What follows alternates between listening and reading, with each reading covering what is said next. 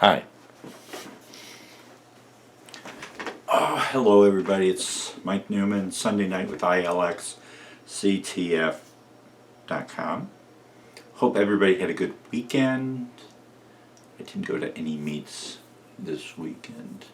I usually don't. Usually we have our cross-country outing on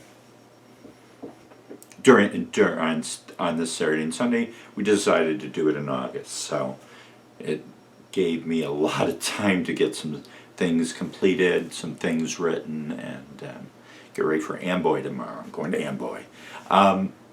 So we're going to talk about Naperville Twilight. We're going to talk about going into conference week and everything else. There are a lot of meets coming up. Let's talk about the marathon first, the Chicago Marathon. Jeez, I'm telling you. So I didn't check last night. I didn't stay up late. I should have stayed up late for that USC Arizona game. That would have been a good finish, but didn't tape it, didn't do anything. So after I went through my exercise routine for the morning, took a quick shower, turned on the TV, and I missed the start of the marathon. And I saw how it was being covered. This was like the first 10 minutes. I'm going on my computer. I'm like, is this online? Is somebody else doing it? Where's Paul Swangard? Is he doing the announcing for the marathon? That would be a real cool thing. No. So, in any case, oh geez, hold on. Any case, I'm watching it, and they are going to so many fluff pieces. And they left their microphone on with some of the with some of the comments. You could hear background noise of the producer going. They went through 2 miles in 9:12, and I'm like, okay, this is serious here. So let's just continue to do fluff pieces, and we're gonna go to mile marker 5 where. So it was getting bad. I went to Peacock. They were using the same feed. I went online. They were using the same feed. I'm like, this is going to be a long race. I hope this is a good race. It was.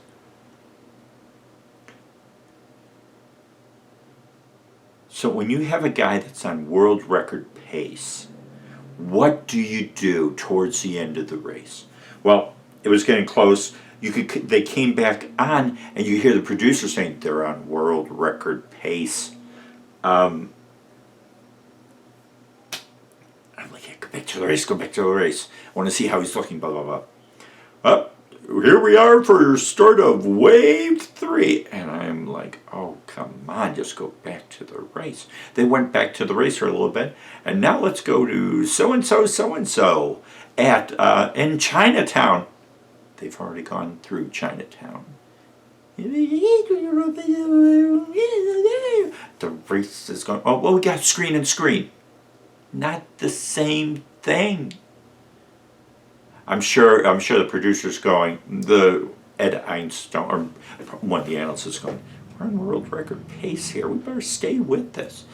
No, we've got the perfect shot for this Chinatown thing. We're gonna go to Chinatown.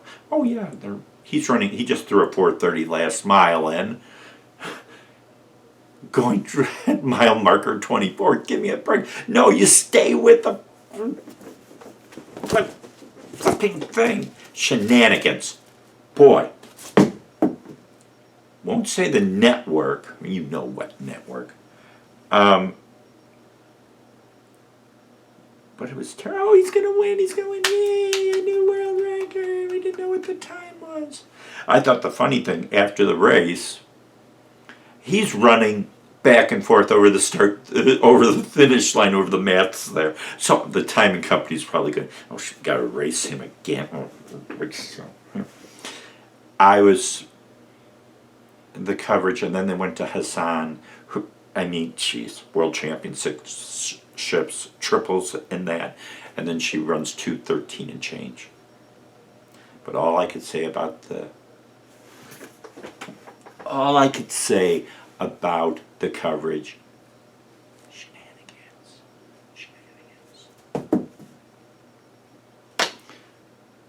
They got to do something better. If you have 4 course records that were set today, and the conditions, weather conditions, perfect, mid 40s, low 50s, no rain, no precipitation, no wind. So if they're going to have a world-class marathon, they got to have world-class coverage, and they didn't have that.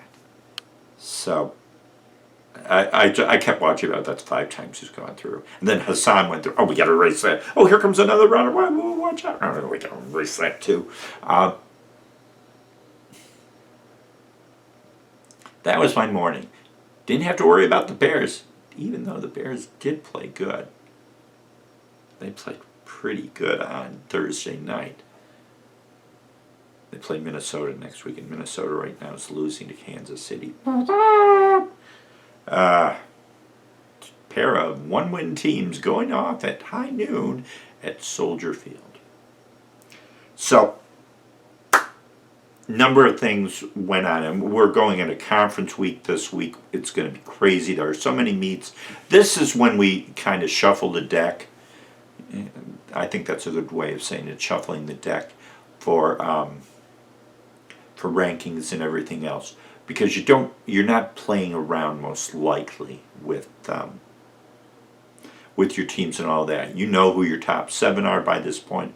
I hope so, and you line them up. There's some schools that will put runners down in the sophomore level, knowing that they can win the meet or they can run well in the meet, and then they can come back ready at regionals and go at it then. So the last huge meet, Naperville Twilight, and that was one thing. I was interviewing Will Kozlowski, who ran a great race. I think he got second overall. He got second overall from Lane Tech, and it was like, I really didn't worry about pace and all of that. I just went out and raced, and that's the thing.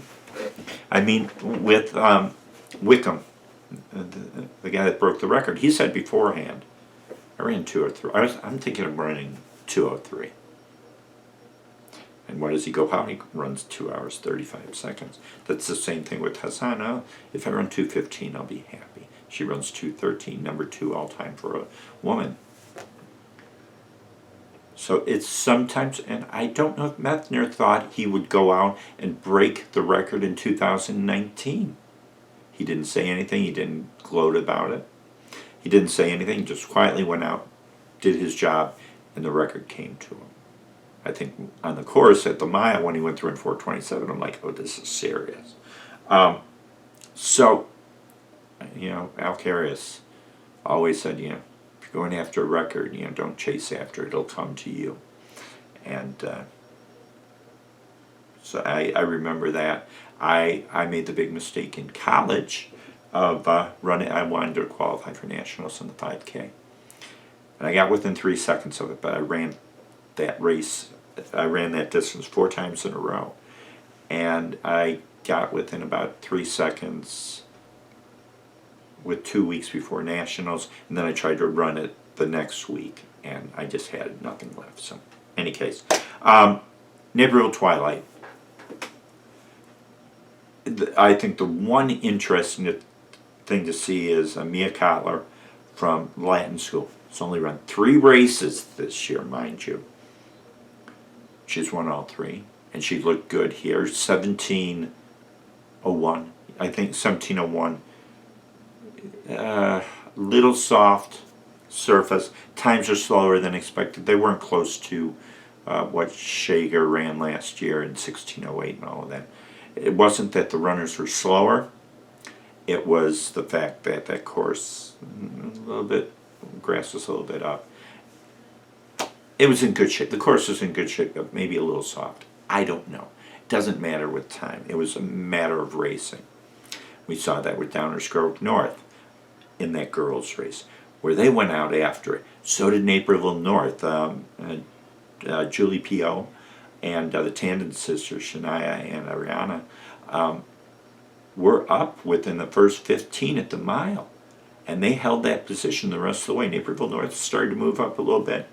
Naperville North's going to be good. But Downers Grove North didn't have Caston. There was a recall of the girls' varsity race, and everybody thought, oh, it was a timing malfunction. No, somebody fell. And now it's Audrey Caston. So hopefully she's okay. She didn't race. But it shows the depth of Downers Grove North. And we saw on Friday night at Loyola flight meet how deep Barrington is. They put 7 in the first 12.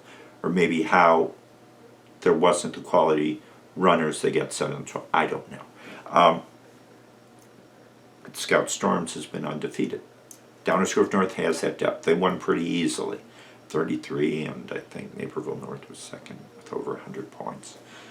Lyons Township looked good. The teams that were in there, Naperville Central, looked good. Liv Phillips, it doesn't matter. Liv Phillips got second, and she's running better. She actually moved on Kotler in the final mile, and I should keep this on. Oh, okay. She moved on Kotler during the final mile, so at Hinsdale, she was about 20 seconds behind. In this race at Naperville North, she was 11 seconds behind. So Phillips, I really was hoping that Scout Storms was going to run like she did last year. Storms got second, but Storms went with her teammates because Barrington has a pretty good team too. So Eddington moving up towards the end of the race. She made a nice move. Lily Eddington made a nice move in the final mile. Mackenzie Willard moved. Nicole Poglish got Willard right at the line for 5th or 6th or something like that. Poglish is just running incredible right now. But Eddington made that move in the final mile. That was a definitive move. Got away from everybody and got third. If you want to talk about girls teams in 3A right now, they're interchangeable. We'll see. Prospect showed me, we talked about this last week, Prospect showed me a lot at Terre Haute. And the same thing with way that Barrington ran. York didn't run last week. Downers Grove North looks good. There's going to be one disappointed team that's going to get 4th and it's going to leave without a trophy. And that's when we're going to have everybody emailing the IHSA, we need to have 4 trophies. Because mind you, it's like Little League. Everybody has to have a trophy. No, you have 4 good teams, and it's unfortunate that only 3 get trophies. But we've had 3 trophies for the last, how many years? 45, 44, 43 years in girls competition. 60 plus years. Just because the NCAA does it, just because the NCAA jumps off a building, IHSA doesn't need to jump off the same building and get 4 trophies. People may be pissed at me. Go ahead. On the boys' side, John Sipple after the race said, "Yeah, the name of the game. We have some of these kids haven't raced since September 9th at first to the finish, so they went out slower." And that was the first thing at the mile. I saw Schroeder. I saw Ryan Eddington. Didn't see Caden Weber. Then I saw him halfway through the race cheering for his teammates because he was out with a little bit of an injury. We'll see if he's there at West Suburban Silver. I'm thinking he will be. And Downers Grove moved in that final mile. And they won. They scored 84 points. They didn't dominate, but they won. The individual race, just a good race. Aiden Banduquala kept that 8-second lead, and then it kind of narrowed down a little bit in the final mile. But when he got on the track, it was, oh, I'm on a track. Pew! Took off. I think talking to him after the race, I really think he has his mojo back, and that's a dangerous thing for everybody in the state right now. He may not have run these times that a lot of these guys have run early in the year, but it's championship time. It's a matter of competing. It's a matter of racing, and I think Vanderqual is ready to go. He's got a tough way to go. He'll run at Lyons Township flat course, then he'll run on his home course, then he runs at state. So Vanderqual winning, Kozlowski and Close coming in neck and neck right at the finish line.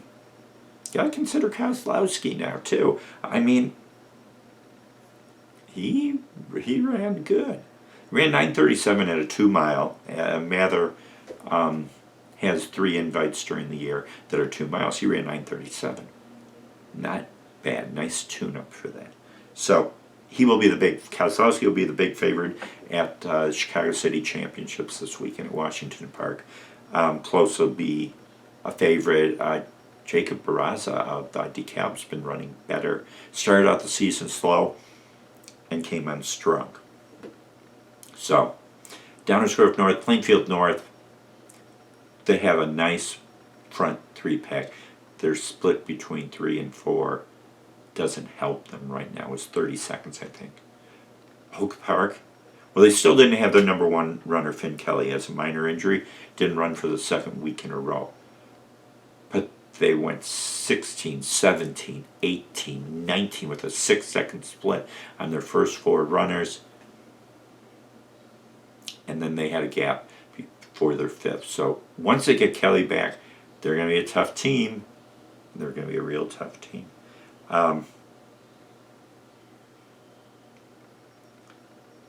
So, in 3A boys, I think Downers Grove North, I think Plainfield South has closed the gap.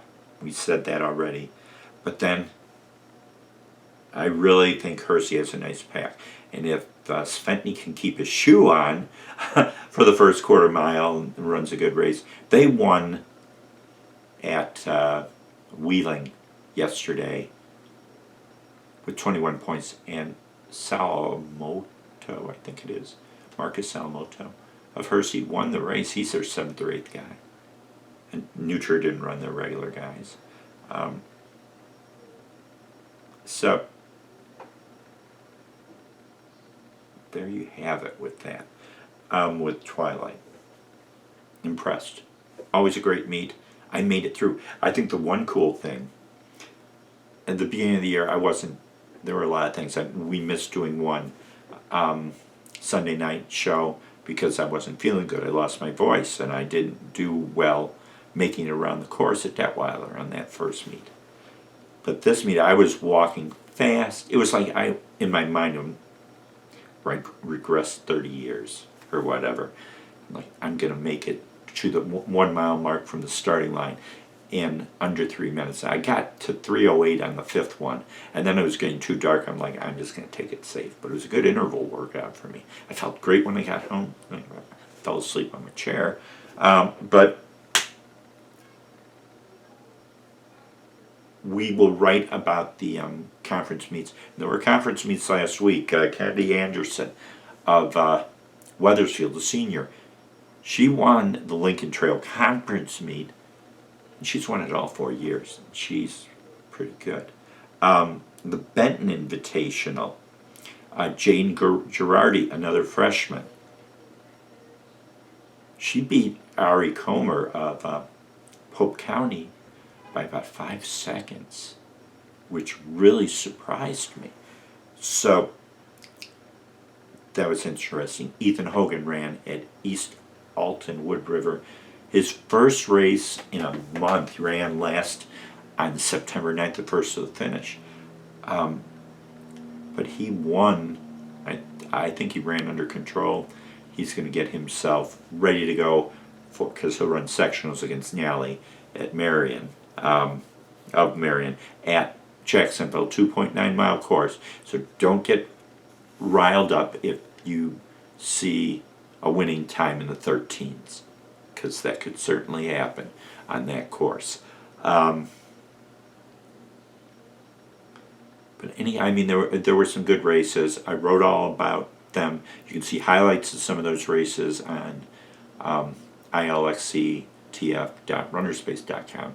It'll be up. Well, yeah, it'll be up soon on the ILXCTF site. Conference meets this week. There are so many good ones. I think if you look at the girls, we talked about 3A girls. You have Barrington Prospect at MSL. You have York Downers Grove North. That's going to be a dual meet between those two teams. It's going to be really interesting to see how that plays out. Then you have, MSL on the boys' side, Hersey and Barrington. On MSL and West Suburban Silver, toughest conference in the state, maybe the nation. You have Downers Grove North. Lyons Township ran better at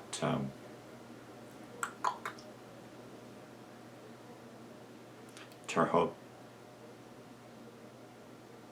and they will be up there. Oak Park, it will be a pack against Oak Park against pack against Downers Grove. Downers Grove will go out probably more aggressively this time.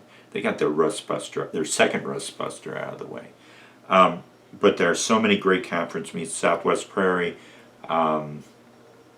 Plainfield North, Plainfield South, round 5 or 4, something like that.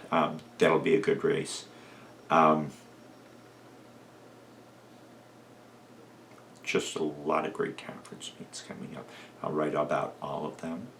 You'll see those sometime on next Sunday. We'll have the show. We'll talk about it. But I'm looking forward to getting into the meat of the matter of seeing who are the teams to watch out for. 2A boys. Glenbard South got beat by 1 point by Morton. Morton had a bigger split. Glenbard South was a little more compact, but when it came on man, Morton had a 1 point advantage. So anything can happen in 2A right now. I think Grace Lake Central is moving up. And you have and St. Ignatius is running well too. On the girls' side, Chatham Glenwood I think is the team to beat, but there are about 5 or 6 teams that could do anything. 1A, Benton, Tuscola, they're the teams to watch for. On the boys' side, on the girls' side, Tolono Unity, who got second behind Washington at Metamora, their first loss of the year. They haven't lost to any 1A teams, and Anna Jonesboro continues to improve, so it should be fun. So, I'm in a good mood, ready to go. Going to Amboy on Monday. I always like that course. It's going to be cool tomorrow. Conditions will be great. Good boys race between Hilby and Isaiah Hill. See what happens there. Girls' side, wide open. Team-wise, Eureka. And on the boys' side, it could be Eureka. It could be Elmwood. It could be Aurora Central Catholic. So, it's going to be a good meet. We'll write a recap for you. I'll have videos for you. All that kind of fun stuff. So, until the next time that we talk, we're in conference week. It's Mike Newman from ILXCTF.com. Sunday night with me. Hope you enjoyed yourself. Have a good night. We'll talk to you soon. Bye.